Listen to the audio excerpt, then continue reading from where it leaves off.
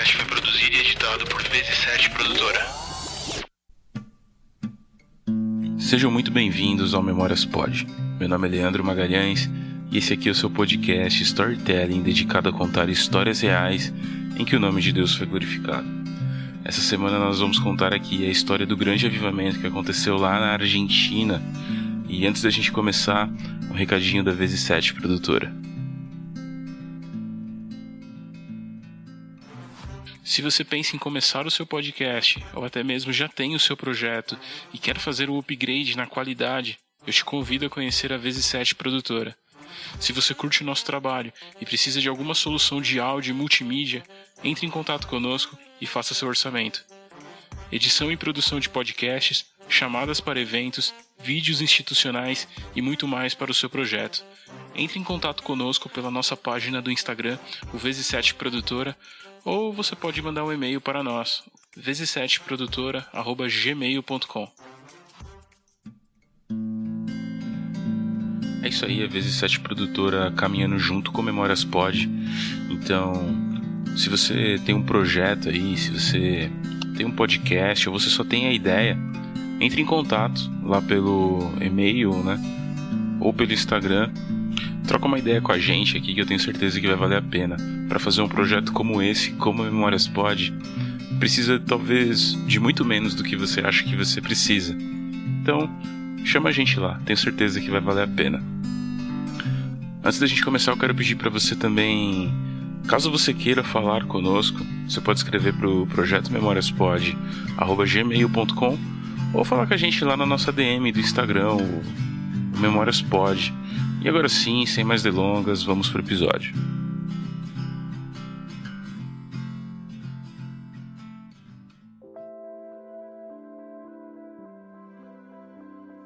O relógio já marcava mais de meia-noite, e a natureza fazia seus sons característicos. O vento era como um alívio em meio a uma noite quente. O céu estava lindo, e era como se as estrelas estivessem apontadas para nós. Em meio a essa atmosfera, Deus respondia o clamor de um jovem polonês, que clamava por um avivamento. Seria um fruto da imaginação? Um surto psicótico? Pensamentos rápidos? Respiração ofegante? Sensação de estar vivendo algo muito maior de qualquer coisa que possa existir? Parece loucura dizer essas palavras em voz alta, mas as estrelas pareciam maiores, pareciam bolas de fogo, e estavam direcionadas para a terra. O brilho foi ficando ainda maior, e um ser celestial aparece e vem em sua direção, até envolvê-lo por completo. Alexandre era um jovem de apenas 20 anos, e foi tocado poderosamente pela santa e majestosa presença de Deus. Alexandre foi inundado por um pavor jamais sentido em toda a sua vida. Levantou como um salto e apenas correu, até o seu fôlego se esgotar. A presença do Senhor se transformou em uma coisa santa e desejada para algo terrível e assustador em sua perspectiva humana. Perspectiva. A nossa perspectiva é algo muito pequeno, é algo muito limitado para absorver o mover sobrenatural de Deus. Alexandre não tinha nem ideia de que o que ele presenciou era apenas o início, o começo de algo grandioso que Deus faria na pequena cidade de Ceribel e que ele teria um papel de extrema importância nesse movimento. O plano de Deus era imparável e as portas do inferno não prevaleceram. Esse é o princípio, esse é o início da história que todo mundo conhece, mas ele não é exatamente onde essa história começa. O princípio disso não é nessa noite, essa noite calma e tranquila que Deus visitou de forma poderosa Alexandre, mas sim alguns anos antes. Em 1948, Edward Miller tinha 31 anos e era missionário em Oregon, lá nos Estados Unidos. Ele foi convidado a cuidar de uma igreja em Mendoza, Argentina, que pertencia a missionários. A igreja tinha apenas 8 membros, o que era típico das igrejas argentinas daquela época. Em janeiro de 1949, Miller e outro missionário foram para a cidade de Lavalle, onde o evangelho nunca havia sido pregado antes. Eles realizaram uma campanha de evangelismo de 2 semanas, mas como Miller colocou, o evento foi um fracasso. Apesar de todas as orações e esforços que fizeram na cidade, nenhuma única pessoa compareceu à reunião religiosa. Miller decidiu orar intensamente por 8 horas por dia. É como eu sempre digo, antes do extraordinário tem toda uma vida de rotina, perseverança, oração e leitura da palavra. Deus falou com ele. Deus o avisou que um avivamento estaria chegando. Naquela segunda-feira à noite, 3 pessoas foram até Miller e pediram para que ele e sua esposa orassem por eles. Não parecia um trabalho muito produtivo, e os 3 ficaram sentados em silêncio por 4 horas inteiras, e isso continuou no mesmo grupo todos os dias até a meia-noite da quinta-feira. Naquela noite, por volta das 11 horas, Deus visitou aquele lugar. A oração teve resposta, e o rio do Senhor começou a fluir. Era como um vento forte que varria aquela sala. Nesse momento, todas as pessoas foram tomadas pela gloriosa presença de Deus, e em junho de 1949, Deus visitou a cidade de Mendoza, lá na Argentina. As notícias se espalharam rapidamente, e o número de pessoas que começaram a comparecer às reuniões noturnas foi aumentando dia após dia. Por cerca de 1 ano, essas reuniões de oração continuaram, das 19 até as 2 horas, 4 horas, às vezes até virava a noite. O que aconteceu? Após a visita inicial do Espírito Santo, a congregação na cidade de Mendoza cresceu rapidamente e formou alguns grupos que saíram às ruas para testemunhar o que Deus havia realizado ali. Deus estava realizando milagres, curas, e isso resultou na salvação de muitos. 2 adolescentes, clamando por almas nas ruas, encontraram 2 médicos que zombaram deles. Mas, por algum momento, eles ouviram o que eles tinham a dizer. Eles creram. Eles se ajoelharam e se converteram. 2 jovens visitaram uma mulher cuja sua mãe estava paralisada há cerca de 5 anos. Eles oraram por ela, e ela se levantou para tomar chá com eles. 2 cavalheiros visitam um homem em coma. Ele também estava incapacitado por beber demais. Ele tinha problemas graves no fígado. Eles oraram por ele, e ele foi curado. 2 meses depois, o avivamento da igreja de Mendoza começou a se espalhar para outras cidades. As notícias do avivamento se espalharam por toda a Argentina, e Miller começou a receber convites para pregar em outras igrejas. Havia um grupo de imigrantes de língua eslava lá na cidade de Chaco. Eles ouviram que o Espírito Santo foi derramado em uma igreja eslava em Buenos Aires, e os seguidores de Chaco começaram a buscar a Deus com o mesmo objetivo. Enquanto o Espírito Santo derramava a multidão, Alexandre, o filho do pastor, profundamente rebelde, foi à reunião de avivamento para insultar, para interromper, desrespeitar. Foi nesse momento que o Espírito Santo surpreendeu o jovem e em poucos meses tornou-se um estudante do Instituto Bíblico Rio de la Plata, em Ciribel, perto de Buenos Aires. Durante o tempo de Alexandre no instituto, ele passou vários meses acordado à noite, intercedendo por coisas que ele não sabia direito na época. Mas seu tempo de oração foi acompanhado por uma profunda paixão e um forte desejo por Deus. Tarde da noite de 4 de junho de 1951, enquanto ele orava, Alexandre teve uma experiência avassaladora com Deus que o aterrorizou. Edward Miller, então professor do instituto, disse que seria um anjo ou um visitante do céu. Todos os alunos naquela época dormiram no dormitório, assustados. Alexandre correu de volta até o instituto, batendo com força na porta trancada, gritando alto para que alguém pudesse deixá-lo entrar. Um estudante abriu a porta para ele e Alexandre entrou correndo. Ele tinha a esperança de se livrar, mas o ser celestial o seguiu e entrou junto com ele. O temor de Deus caiu sobre cada aluno naquele momento. Naquela noite, todos se levantaram em sincero arrependimento, começando a clamar a Deus por perdão, por misericórdia. Por muitas noites depois, os alunos permaneceram com medo de ficar sozinhos por causa da presença. A presença inspirada de Deus que permaneceu sobre o Instituto.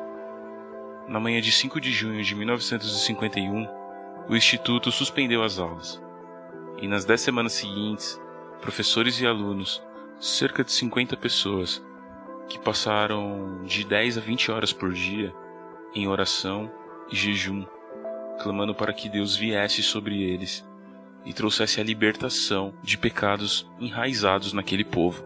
As profecias surgiram nesses momentos de oração, e elas se cumprem plenamente no ano seguinte. Uma dessas profecias dizia que no maior estádio da Argentina, um dia ele estaria cheio de pessoas, mas essas pessoas estariam lá não para torcer por um time, mas sim buscando pela presença de Deus. Isso aconteceu no ano seguinte, durante o ministério de Tommy Hicks, em 1954. Na manhã de sexta-feira, em setembro, existia uma profecia que dizia que não chorem de novo. O leão venceu a captura de Judas e trará vitória ao povo da Argentina. Os corações dos 50 professores do Instituto Bíblico encheram-se de alegria e risos. E finalmente a colheita começou. Depois de 10 semanas de oração, no final do ano letivo, os alunos do Instituto foram enviados para outras cidades para trabalhar nas igrejas designadas. Um casal foi à igreja. Eles tinham apenas um punhado de pessoas. Mesmo depois de tantos anos, os dois jovens passaram a maior parte do tempo orando. Eles não iam à igreja e raramente tinham comida. O Senhor orientou os dois jovens a fazerem o trabalho de evangelização usando uma velha tenda. E eles fizeram isso. O resultado foram um número incontável de pessoas sendo curadas e salvas. Esse passou a ser um padrão, um esforço comum entre alunos e professores que passaram com o tempo a enviar pessoas para pregar em pequenos vilarejos por toda a Argentina. Enquanto isso, o missionário Edward Miller, ele foi ordenado pelo Senhor a deixar a cidade de Siribel e orar e apenas confiar. Ele recebeu ordens de viajar 400 quilômetros ao sul da cidade de Mar del Plata, onde deveria iniciar uma escola bíblica. Quando ele chegou com sua família, os cristãos que moravam lá começaram a zombar dele, ridicularizar a sua visão daquela cidade. Miller salientou que este foi um grande teste para sua fé, pois eles tiveram que esperar mais de 2 anos até o período de avivamento do Senhor vir até eles. Mas o tempo passou, e mais uma vez pontuando aqui, Deus tem coisas extraordinárias para fazer em nossas vidas, mas antes do extraordinário vem o ordinário, e ordinário significa algo que acontece com recorrência. E o missionário aqui, ele ficou por 2 anos em oração, numa rotina de oração, de busca e leitura da palavra. E o tempo passou, e um novo tempo veio sobre aquela cidade, juntamente com muitas outras aldeias que estavam ali próximo. Muitas histórias maravilhosas de avivamento, milagres, curas, pessoas salvas aconteceram nas cidades de Lobéria, São Manuel, Pampa do Índio, Vila de São Martim, entre outras. Alguns efeitos desse avivamento foram pessoas que largaram seus empregos e dedicaram as suas vidas ao ministério. Alguns começaram a escrever jornais cristãos. Missionários desconhecidos se espalharam pelo país e passaram a servir muito mais pessoas. Algumas pessoas sentiram que deveriam orar, interceder por outras. O resultado disso foram pessoas sendo curadas. Novas igrejas foram abertas. Missionários foram enviados para outras nações. A nação da Argentina, que era impregnada por idolatria e paganismo, começou a despontar como um dos maiores atos da graça de Deus já registrados na história cristã. Tudo isso é fruto de um trabalho fiel e constante do missionário Edward Miller. A Argentina, ela colhe os frutos desse avivamento por mais de 50 anos depois. E por que eu digo isso, que o avivamento da Argentina ele durou tanto tempo? Por que ele parece ser tão longo? Porque o avivamento na Argentina ele passa por um período de amadurecimento. Ele tem esse início que Deus visita esse país de forma grande, de forma poderosa e inexplicável. E como todo avivamento, com o tempo, ele perde força. E é aí que nasce o movimento de discipulado argentino. O discipulado na Argentina é fruto de um renascimento, só que agora ele começa lá em Buenos Aires, em 1967. Albert Darling, argentino, filho de mãe cristã irlandesa e gerente do departamento de mercadologia de uma empresa de refrigerantes não muito conhecida chamada Coca-Cola Corporation. Ele foi batizado no Espírito Santo e começou uma reunião de oração todas as segundas-feiras em sua casa, com um grupo ali de cerca de 20 irmãos. Ao se reunir para orar por um avivamento nas igrejas argentinas, irmãos de várias denominações começaram a ser cheios do Espírito Santo, e o grupo de oração cresceu tanto que logo se tornou impossível continuar se reunindo em uma casa, e eles alugaram um salão, que logo ficou igualmente pequeno, obrigando-os a transferir o grupo de oração para um teatro com capacidade para 1.500 pessoas. O que prevalecia nessas reuniões era a oração, e a maioria dos membros pertenciam à igreja ali dos Irmãos Livres, incluindo os Darlings, mas haviam muitas outras denominações como menonitas, batistas, igreja cristã missionária. Os incrédulos, eles chegavam até a entrar no culto para ver o que estava acontecendo, aquela famosa curiosidade. A presença do Senhor persuadia essas pessoas e elas se prostraram diante de Deus ali mesmo, no corredor da igreja. Outros sentiam ali o peso das suas falhas, o peso dos seus pecados, e na mesma hora eles clamavam por arrependimento, e Deus vinha até eles, e eles sentiam os seus fardos serem aliviados. Como resultado disso, existe uma mudança, e cerca de 10 pastores que são participantes ali, que sempre estavam naquelas reuniões, começaram a se reunir separadamente, para tentar ali construir um relacionamento um pouco mais próximo entre eles. Com o tempo, o número aumenta e surgem 25 líderes. Entre eles estão Orville Swindle, missionário americano na Argentina desde 1959 e morando ali em Buenos Aires desde 67. Kate Benson, missionário americano na Argentina desde 58 e morando em Buenos Aires também desde 65. Ivan Baker, argentino de origem inglesa e líder da Igreja dos Irmãos Livres. George Himitin, um armênio nascido ali na Palestina, cuja família se mudou para a Argentina quando ele tinha cerca de 7 anos. E Juan Carlos Ortiz, pastor argentino das Assembleias de Deus. Foram principalmente esses homens que traçaram ali o caminho desse movimento da Argentina, eles que encabeçaram. E agora aqui a gente precisa falar um pouco sobre cultura de reino. Em 1968, George Himitin, um dos líderes levantados, estava compartilhando com seus colegas a revelação que ele estava tendo da palavra de Deus. Ele, há algum tempo, já se incomodava com a forma que as igrejas pregavam sobre Jesus, como se nós precisássemos de Deus somente em momentos de crise e que ele servia só para nos servir. E assim, a mensagem do Evangelho do Reino de Deus passou a ser pregada na Argentina. Em 1968, Jorge pregou por vários domingos e logo passou a ser convidado para expor esse tipo de mensagem em várias outras igrejas. Era como se aquelas pessoas estivessem se convertendo novamente. Mais tarde, uma mensagem mais, digamos, bem elaborada Foi gravada em uma fita cassete e distribuída em larga escala. A mensagem era dividida em 3 pontos: Jesus como o Senhor de nossas vidas, Jesus como o Senhor da Igreja e Jesus como o Senhor de todas as coisas que existem.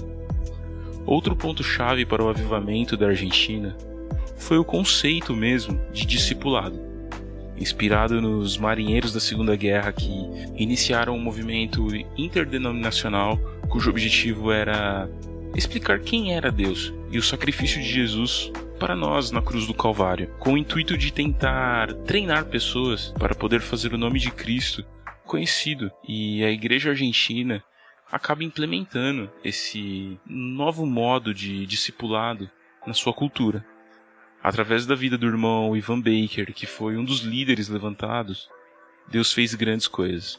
O resultado disso foi um crescimento inacreditável. Não foi rápido e nem simples, mas estima-se que, em 10 anos, a igreja ganhou cerca de 1 milhão de novos membros. Pessoas que não apenas foram por impulso, mas que tinham um conhecimento sobre quem era Cristo. Eles conheciam a cultura do reino. A igreja não utilizou nenhuma tática muito sofisticada ou equipamentos caros, luzes, instrumentos, nem mídias alternativas. A igreja usou o exemplo de Cristo mesmo, e nós tiramos dessa história é de formar discípulos. As 4 lições tiradas do Evangelho foram: Jesus foi até as pessoas e não pediu que elas viessem até ele para escutá-lo. Ele aceitou as circunstâncias tais como eram, à beira-mar, na montanha, no poço, nos lares e etc. Seus maiores pronunciamentos foram em meio às circunstâncias mais simples. Somente buscou aqueles que estavam com fome e sede de justiça. Fez uma seleção dos seus discípulos. Nunca procurou segurar aqueles que desejavam por algum motivo deixá-lo. Mais tarde, enviou aqueles que havia selecionado em missões específicas. Ele levou somente 3 anos para formar 12 apóstolos. Os discípulos estavam aparentemente sem preparação quando ele os enviou. Havia muita frustração, pois, ao expor as condições básicas para um discipulado, as pessoas logo rejeitavam. A igreja era acostumada a líderes que pregavam coisas que eram direcionadas para as necessidades humanas. Dessa forma, a mensagem de Cristo parecia meio que sem propósito, pois de que adianta servir a Deus que não vai me dar nada? As pessoas não queriam assumir a responsabilidade por outras, para assim produzir o evangelho um pouco mais maduro e eficaz. A solução foi uma ação radical. Um casal, sem dizer de qual denominação pertencia, passou a sair para evangelizar os vizinhos do bairro. Em poucos dias, o grupo já se reunia todas as semanas para estudar as escrituras e tomar um chá. Após 6 meses, o grupo não tinha crescido muito, mas era mais estável. 12 pessoas firmadas na rocha. O casal não parou de orientar a sua igreja sobre a importância do discipulado, mas era em vão. As pessoas simplesmente não davam importância às coisas que ouviram. Ivan resolveu apresentar esse pequeno grupo que se reunia em sua casa para a igreja num culto de domingo. Ao ver os irmãos chegando, as pessoas da igreja acharam que aquelas pessoas eram vizinhos próximos que simplesmente por algum motivo resolveram ir até a igreja deles. Ivan e sua esposa apresentaram esses irmãos para as outras pessoas e disseram que eles haviam evangelizado essas pessoas e ganharam essas pessoas para o reino. Esses novos irmãos tinham uma visão muito madura e muito mais avançada do que era o cristianismo. Eles tinham muita cultura de reino. Os irmãos da igreja ficaram envergonhados, pois mesmo tendo décadas na igreja, nunca tinham feito praticamente nada pelo reino. Nesse mesmo domingo, um dos presbíteros veio até Ivan e disse que sentia um imenso arrependimento de tudo que ele tinha vivido até aquele momento. Disse que queria mudar, que queria que fosse treinado para fazer o que Ivan estava fazendo. Ivan dividiu os presbíteros daquela igreja em pequenos grupos e fez o treinamento com eles. E é nesse momento que a igreja passa a ter muito menos atividades, menos cultos, menos reuniões, menos festividades, para que as pessoas pudessem produzir frutos. para que pudessem ter tempo para fazer discípulos. Durante o ano de 1968, Ivan Baker e George Himitian estiveram compartilhando com o grupo de pastores seus pensamentos e descobertas sobre o senhorio de Cristo, o Evangelho do Reino e como fazer discípulos. Mas foi através de Juan Carlos Ortiz que essas verdades se tornariam mundialmente conhecidas. Com sua mente brilhante e capacidade incomum de comunicar as verdades que estavam no seu coração, em 1970 Ortiz se torna praticamente o porta-voz do movimento de discipulado na Argentina. Foi um dos primeiros a se tornar completamente convencido da validade e atualidade das verdades que estavam sendo descobertas. Juan Carlos Ortiz era pastor de uma igreja pentecostal, que em pouco tempo havia passado de 100 para 600 membros, o que é impressionante, mas ele não se sentia satisfeito com o resultado de seu trabalho. Ele saiu da cidade por uma semana para buscar a presença de Deus, e ele teve uma experiência com Deus. Só que nessa experiência ele percebeu que Deus não estava nesse movimento, e que a sua igreja não estava crescendo nada, estava apenas engordando.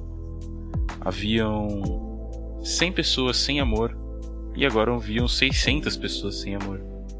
Era uma igreja de órfãos, e Juan era o diretor desse orfanato. E foi depois desse capítulo que Juan passou a introduzir o discipulado em sua igreja, pregar sobre reino e sobre o peso da palavra para sua igreja. Um dia, lendo o Evangelho segundo Mateus, vi que Jesus disse que todas as multidões eram como ovelhas sem pastor, e ele escolheu 12 discípulos.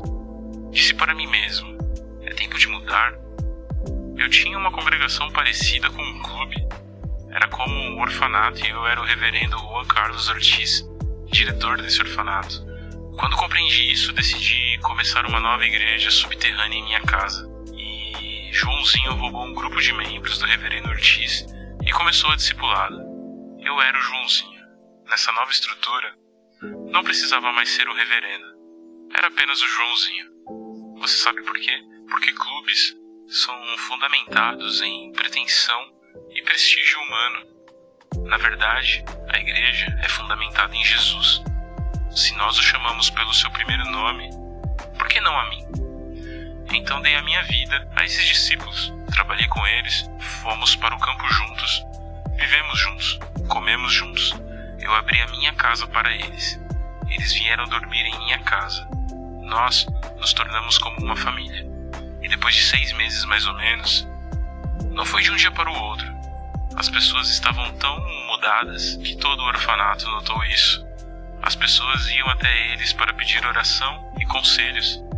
E depois de 6 meses, eu lhes permiti roubar outros membros da igreja do reverendo Ortiz. 6 meses mais tarde, eles também foram permitidos a roubar mais membros.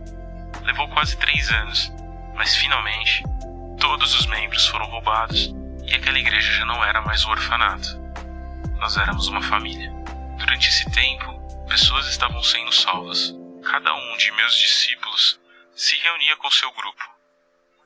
Novas pessoas vinham para essas células, mas nós proibimos os líderes de células de trazê-las para a igreja, porque expô-las ao velho clube congregacional estragaria elas. Além do mais, estávamos tentando acabar com a velha estrutura, não aumentá-la. Cada um de meus discípulos tinha um grupo num ponto diferente da cidade. Estas células podiam reunir-se em casas, no parque, no restaurante, na praia, em qualquer lugar, qualquer hora. Aos poucos, portanto, descobrimos que um membro da igreja realmente é, primeiro, um membro de igreja é dependente do resto do corpo. Ninguém vê o nariz andando pela rua sozinho. O corpo precisa estar todo interligado, como um só bloco. Segundo, um membro é uma parte do corpo que une 2 outras partes. Terceiro, um membro é alguém que nutre. Ele recebe nutrição para si mesmo e passa a nutrição para os outros membros submissos a ele. Quarto, um membro sustenta aqueles que estão acima dele. E quinto, os membros passam ordens. A cabeça ordena a mão, mas a ordem é transmitida através dos membros. Ortiz preparou um curso, um curso de estudos para usar nas sessões de treinamento de seus líderes. Pouco a pouco, esses estudos foram mimeografados. Olha só, hein? Mimeógrafo. Eu não sei a idade de vocês, talvez vocês sejam muito jovens para saber o que é um mimeógrafo. E aí esse material é utilizado para ensinar os pequenos grupos. A produção é quase constante de novos materiais. Além dos ensinamentos dados nas reuniões de segunda noite e de sábado, os pastores produzem um farto material que servem de base para a publicação de vários livros. Seu primeiro livro em inglês foi escrito juntamente com Jamie Buckingham. O livro foi um sucesso de venda e foi traduzido para vários idiomas e espalhado pelo mundo. Os anos de 72 e 73 foram uma época de muita divulgação da palavra e que muitos irmãos em Buenos Aires tinham crescido em sabedoria. Muitos pastores e líderes de outros países latino-americanos e dos Estados Unidos foram até a Argentina para conhecer o que esses irmãos estavam fazendo e entender um pouco mais sobre esse movimento. Além disso, pastores de Buenos Aires começaram a viajar para outros países para pregar em encontros e conferências. Em janeiro de 73, houve um grande encontro em Porto Alegre promovido pelos Batistas, Renovados e Ortiz. Tanto nas reuniões gerais como assistência de 6 a 7 mil pessoas de toda a parte do Brasil, quanto às reuniões especiais com pastores, o impacto da palavra de Ortiz foi marcante. Numa das noites desse encontro, enquanto Ortiz dirigia o louvor, após ensinar o corinho ao que está sentado no trono e ao Cordeiro, parecia que o mesmo espírito de adoração que movera tão fortemente a Argentina pousou por alguns momentos sobre aquela congregação, dando uma amostra aos brasileiros desse ambiente celestial. A partir desse encontro, muitos pastores tomaram conhecimento do que Deus estava fazendo na Argentina e começaram a viajar para lá para assistir esses encontros e poder conhecer melhor esse tipo de mensagem. Muitos ministérios foram transformados e não conseguiram mais se encaixar em suas igrejas, e denominações tradicionais começaram a tentar colocar em prática os princípios do discipulado. Isso é uma cultura de igreja forte. Desde o início, o princípio desse avivamento tem ênfase em discipulado e cultura de reino. Isso rompe as barreiras denominacionais da Argentina. Pastores viajaram por toda a Argentina promovendo conferências, seminários, acampamentos. É nesse contexto que surge a ênfase sobre unidade de igreja. George Himitian e Orville fizeram uma verdadeira turnê pelo país, desbravando o assunto. Era crucial para o mover continuar que as pessoas soubessem de que não era um movimento que pertencia a uma única denominação. Precisava ficar muito claro para as pessoas de que Deus não tinha interesse em edificar estruturas denominacionais, mas sim a igreja como um corpo de Cristo. Como a ideia desse mover sempre foi mudar a estrutura da igreja argentina, foi insistido que os pastores pregassem sobre família. Os jovens solteiros, antes de pensar em ser pastores e líderes, deveriam sonhar em constituir uma família. Deveriam ser cabeças de seus lares, assim formando famílias saudáveis. Um dos pontos que mais marcou o avivamento argentino é essa maturidade, essa consciência. Não havia interesse só no avivamento, no movimento. Havia interesse em mudar toda uma estrutura de cristianismo argentino. O foco era voltado para famílias inteiras, que encontravam um propósito para suas vidas, e esse propósito era encontrado nas Escrituras, e não em coisas vãs dessa terra. A igreja argentina passou a se concentrar na família, que é a unidade básica, tanto da igreja quanto na sociedade.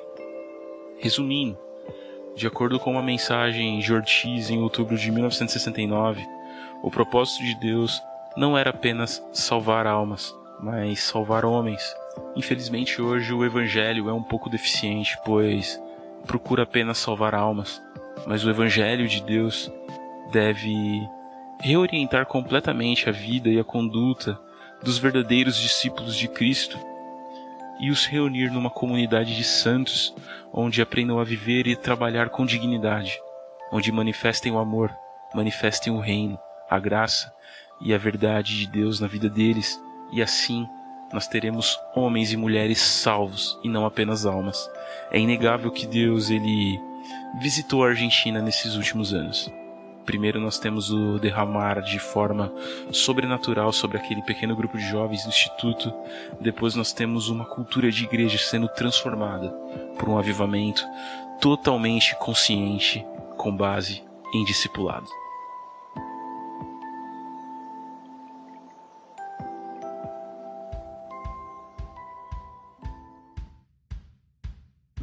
É isso aí, galera, esse foi mais um episódio do Memórias Pod. Eu espero que vocês tenham gostado aí sobre o avivamento da Argentina.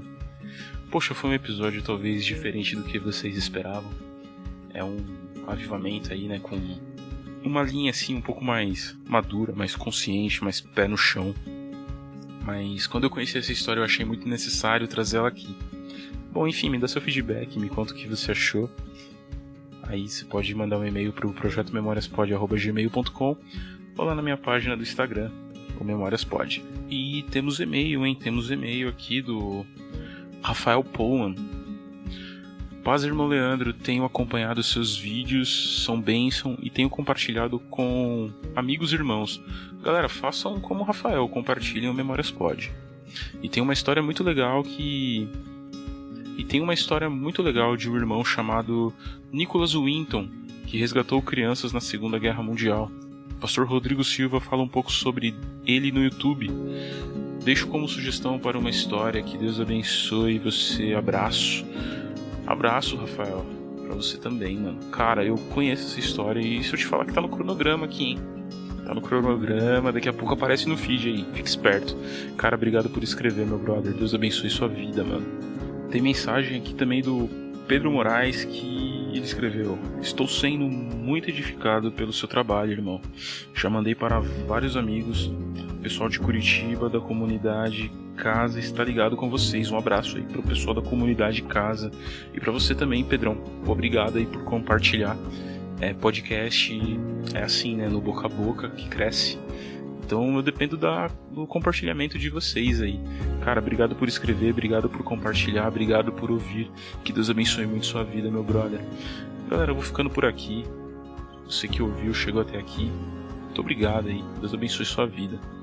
Até a próxima. Tchau.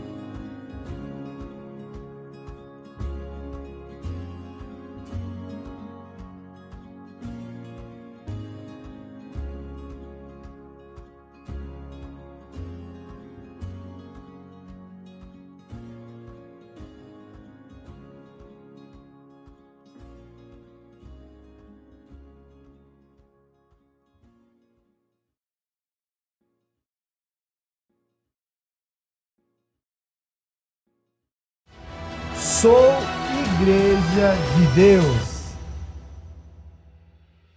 Esse podcast foi produzido e editado por Vezes 7 Produtora.